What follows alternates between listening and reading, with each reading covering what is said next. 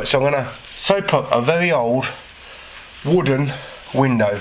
I don't have that much moisture on this applicator sleeve, but trust me, the window is dirty because it hasn't been cleaned for many months. Just got to pick up my tool because I dropped it. I'm working one-handed, and what I wanted to show is this is an old wooden frame, very abrasive, and I'm going to show you how I work. So let's prime the rubber,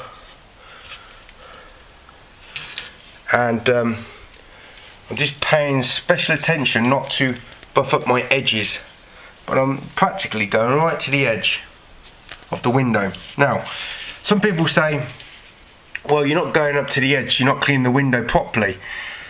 So what? It's old window. Many of these windows that are wooden have varnish on, not just paint, but they either paint them or they put varnish on. And what I've noticed is either the paint, like the paint spills over on the other side. You can see the paint on one side is, on the other side is coming out further on the paint. And if it's varnish, what you get is a cloud of varnish. So if my squeegee hit the edge like hard, you're never going to get the varnish off unless you scrape it off. That varnish or that paint is actually doing you a favour, no matter what squeegee you use, because it saves your rubber from ruining halfway through the job. So now that window's been cleaned, let's clean it again, and then we'll go on the other side. It'll be easy to work on because it's had a pre-clean, and bear in mind this applicator is very dry. This is just for demonstrational purposes. So let's go again. Now the rubber's a little bit more primed, we've got better glide. I'm not going, oh, I've got a line here because I've got some debris under the rubber. So I'm going to clean this side again. I've got a mark here, let's rub that off. And then we'll go on the other side, clean that again. And then before the sunlight goes down, see the sun over there is setting, we can just quickly inspect the glass. On this side it's so much rougher, look at the paint work on that. So this side is a lot more in bad condition compared to the other side. Right, put the washer over on a sill, and we can just now concentrate on the video, camera and squeegeeing. So you can see there's still marks on here, but I just want to show you the edging, that you don't have to mess up your rubbers.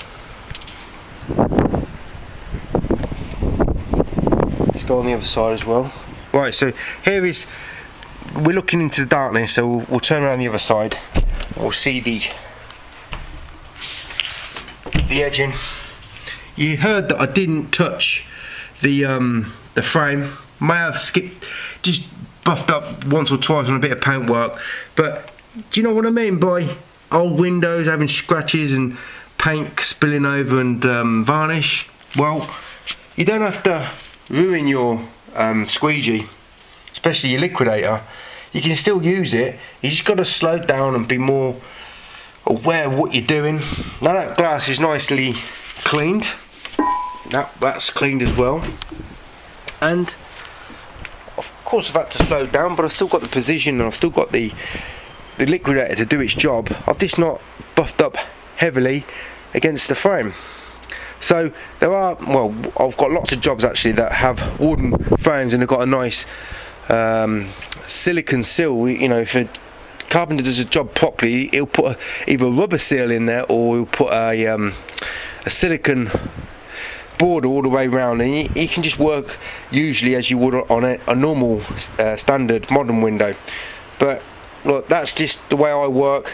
There's no need, unless I'm you saw a video that I got very small French pane windows, there's like hundreds of them, and what I've done is, instead of using a liquidator, I've made my own very small versions of liquidators, precisioned it, shaped it, and it's just a lot more coarser against the woodwork, but it still does precision work, and I put a hard rubber in there, put a wagtail rubber in one and a hard rubber, black rubber in the other, and I just go full force. The reason why I don't lose a liquidator is I didn't have a liquidator at the time that small, and I'm not gonna ruin my end clips for a certain job.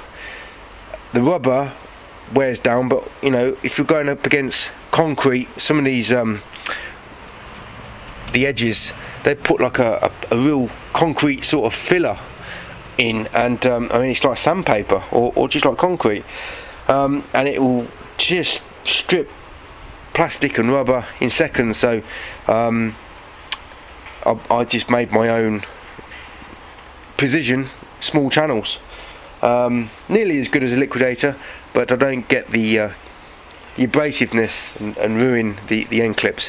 Why ruin a tool on one job when you can have a tool last you 6, 7, 8, 9 months used every day or longer? You know, as you know, some of my tools are 3 years old, nearly 4 years old.